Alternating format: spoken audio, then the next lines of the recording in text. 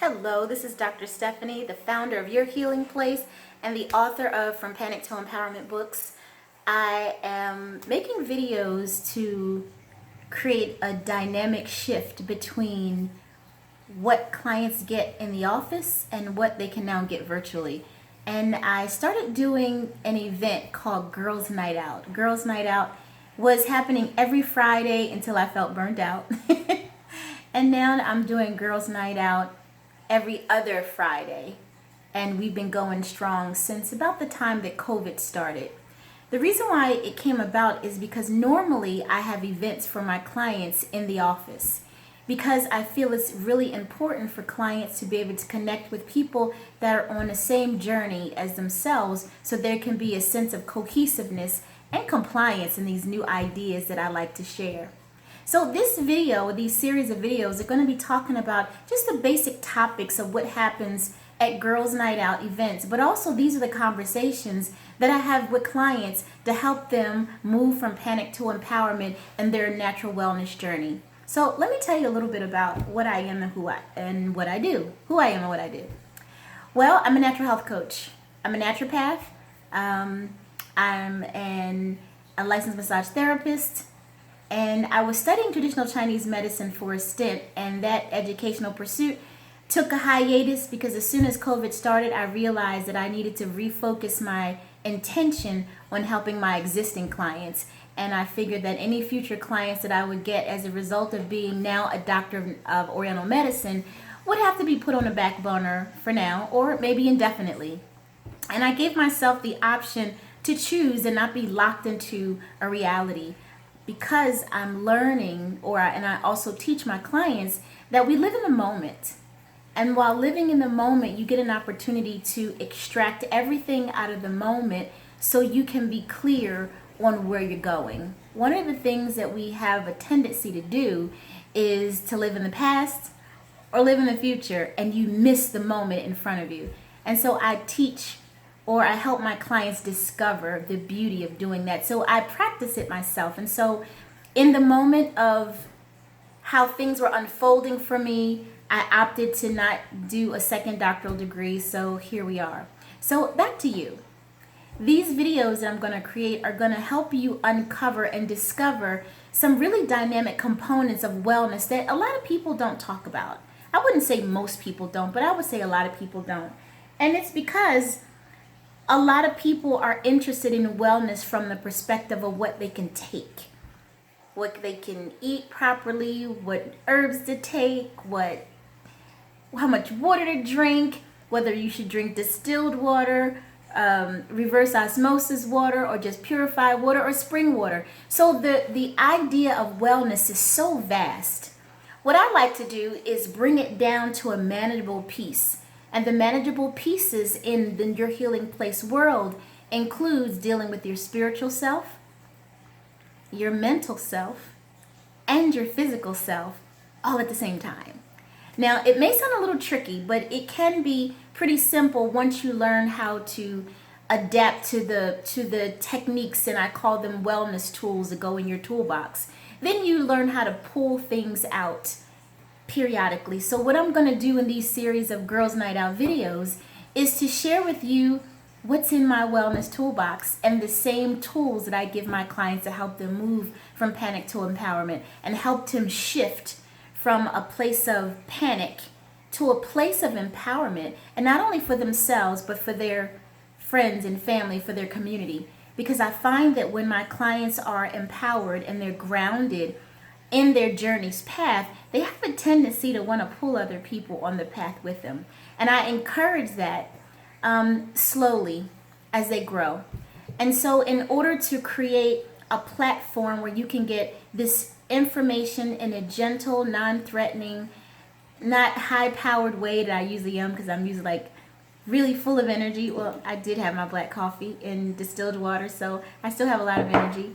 But to give you an opportunity to get this information just at your own pace. And so we're going to be talking different topics at a time.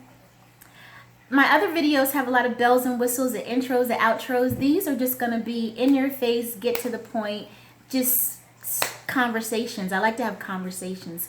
So without further ado, let's talk about the first conversation. And the first conversation that I have on my schedule today is just what's up? What's up?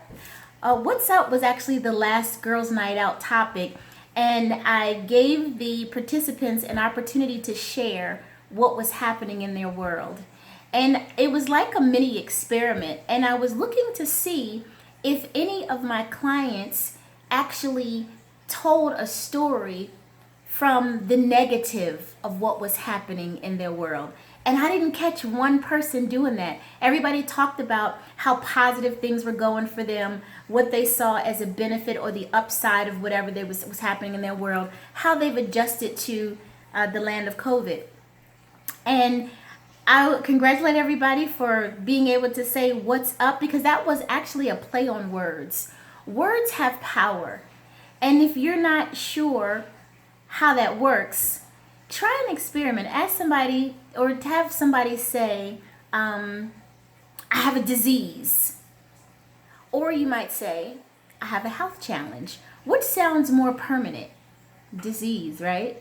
Which sounds doable or manageable? A challenge. Because a challenge puts you in the road of seeking a solution. A disease makes you feel all is wrong with the world. So words have power. That's one of the first concepts that my clients know. And so when I did that play on words and I said, what's up? Everybody like zeroed in on it. They knew exactly what to say. And I believe that that was a subconscious transformation of working with this process over time.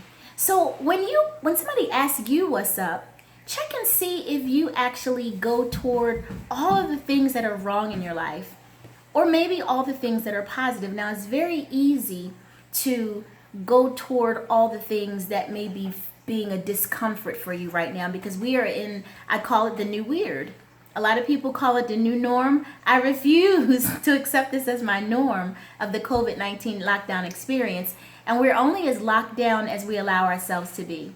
So you can be locked down in your spirit, your mind, and your body will fall suit. Your bowels will start locking up, right? Your sense of connectedness to the world will be disintegrated, and you start feeling isolated. So it's important to not subscribe to what everybody else is talking about what's happening. Create your own definition of what this new experience means and hold the energy of that. See, we're already talking about deeper stuff than you probably even are used to from a wellness perspective. So when we get back to what's up and what you would say is what's up, that's not necessarily a negative thing. To recognize that you have an emotional expression to what you're experiencing. So it's perfectly fine to say, I'm a little pissed off that I can't go X. Or I'm a little disappointed that I was unable to do Y. Or you could say, you know what, it makes me feel uncomfortable when I can't do the things that I love. Those are all very valid emotions. The part about that may start creating dysfunction in your organ systems is the fact that when you linger into an emotion, it becomes a mood. And a mood that lingers will start to create physiological manifestations. So if you hear bad news and you go, oh my God, that was so sad. Notice what happened. I took a breath and I started talking with the breath, and I never really inhaled again. If you constantly hear negative news and you don't know how to dissipate it or to release the emotional connection to it, it will start to cause a lung problem. In traditional Chinese medicine, lungs are responsible for holding on to grief. You don't want to do that. And so it's okay to acknowledge, you know what? This was a bad week. I heard that, one of my good friends contracted whatever, and, their health is not doing so well, and I'm keeping them in prayers, which I hope that we're all praying for each other. And then you say, well, you know what? I know that God is able and it can be resolved. So I'll send them good energy, good vibes. I may write them a card. When you do something like that, not only are you using that negative energy in a different direction, You're giving the other person a sense of light. We're supposed to give each other that light, but you're also dissipating the negative energy that may have had the potential to stay in you, creating a dysfunction for you.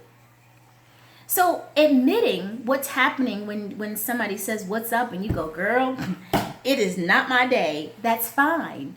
But allow yourself to reframe, and we'll talk about that word, or to get into the habit of acknowledging where you are, creating a new experience of it, and holding on to that new experience and live in the moment. Because after the moment you hear that bad news, that moment is actually gone. It doesn't mean that you don't have compassion, you don't have a sense of reverence for what was told, and as the humanity, the humane part of yourself, you don't feel for that person or for that circumstance. But immediately give yourself an opportunity to switch gears and accept the new moment. Because in the very next moment, somebody can give you a bouquet of flowers and just brighten up your day. So are you going to hold on to the bad news that you heard, give it light and love, so you can accept a new experience in the next moment? Or are you going to waddle in it and create experiences where the emotion becomes a mood? And as an emotion becomes a mood, some really interesting things happens to your body physiologically. Vasoconstriction happens. Gastrointestinal problems begin. Over time, you might start feeling like you can't see, your eyesight is going. And that's because from a metaphysical perspective, over time, if you hold on to a mood, you don't want to see anymore. You might notice that you start getting like your ears like, "Oh, so what? What'd you say?" You might realize that you don't want to hear anymore. When your body starts showing you specific dysfunctions in your senses, it means that you're spiritually and energetically overloaded. The easiest way to dissipate that is to acknowledge what you feel. Acknowledge that you're feeling a past emotion, or maybe you're fearing something in the future, but also recognize that you're failing to live in the moment. And in the moment, some really great music could be on, and you're missing an opportunity for the vibration of good music to settle your spirit and calm the angry beast so you can be well. So natural wellness is always about getting you back to center, balancing you out. And so you can be balanced in your wellness journey if you remember to connect spirit, mind, and body all at the same time. If you're having an emotional expression or experience, acknowledge it. And then get back to the moment. Do what you have to do to add positive energy to that negative experience, and then get back to center. Because if you don't do that over time, you will have physiological problems, heart problems, kidney problems, lung problems, circulatory problems, eye problems, knee problems. And so the next video I'll share with you what happens when you start experiencing emotion. So for an example, if you're having leg problems, all of a sudden, or you find them happening gradually, metaphysics says what? Your legs are for ambulation, meaning moving forward. If you start having leg problems, that means you now have fear of moving forward. And how do you deal with that? You address the fear, you work through the emotion of it, you reframe the story so you can perceive your fear differently, and then you move on to be present in your current experience. Because most of the time, fear is about what's happening in the future, right? You're fearing the unknown. Anger and sadness about lamenting about what was in the past. But if you stay centered, you don't miss an opportunity to bask in the moments of now. And then the sadness of the past is unnecessary because you've milked all the juice out of the present. And if you're in the present, you don't have time and energy to go delving in the future, which you can't see anyway. It's like driving a car, trying to anticipate what's 5 miles away. Well, you can only see as far as your headlights. In a natural medicine wellness journey, your ability to be good in any environment is about how you express what's up with you. Not only when somebody asks you, but when you wake up in the morning, ask yourself, what's up with me? What's going on? How do I feel? What's these emotions? How can I? And you work in the moment. So that's the first insight that I had given clients and newcomers at the Girls Night Out Zoom calls. So I'm just kind of filling the gaps without the bubbles and the chatter and the wonderful things that you see when everybody is in the background. So this is a very calm experience. So you can really just kind of settle into the idea of what's possible for your wellness journey beyond black coffee, herbs, vitamins, minerals, or whether you should take sea moss, apple cider vinegar, or any other of the things you've heard. Wellness goes so far beyond those cliches of what you should ingest. Wellness is always gonna always be about how you handle your emotions, your thoughts, and how it manifests in your body. So until next time, I hope you enjoyed this video. I look forward to connecting with you again soon. I will try to put these up once a week. So let's see what happens. Promises, promises. But until next time, have a fantastic day. I'm Dr. Stephanie, the author From Panic to Empowerment and the originator of the From Your Healing Place, a natural wellness practice that is now only virtual. So if you'd like to work with me, please feel free to like, subscribe, and share. Hit the little button so you can get another video as it comes along. And then you and I will dance this wonderful spiritual journey together, one video at a time. Take care.